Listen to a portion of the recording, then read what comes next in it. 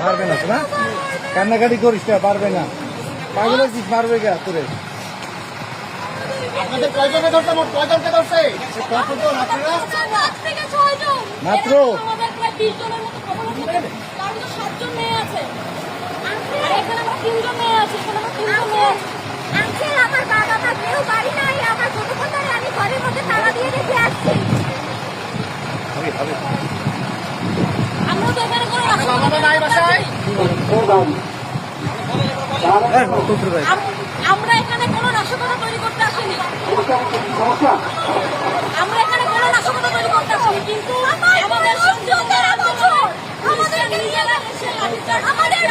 আমার বয়স 17 বছর, আমাকে এখান থেকে নিয়ে যাচ্ছে। নাম কি? আমাকে মারছে, দেখুন আমার হাত থেকে। আমাদেরকে পুলিশ হ্যারাসমেন্ট করতেছে, আমাদেরকে পুলিশ শুধু শুধু আমাদের গায়ে হাত তুলে ধরে নিয়ে যাচ্ছে, আমাদের শান্তশিষ্টভাবে আন্দোলন করতে দিচ্ছে না। কেন তারা আমাদেরকে আন্দোলন করতে দিচ্ছে না?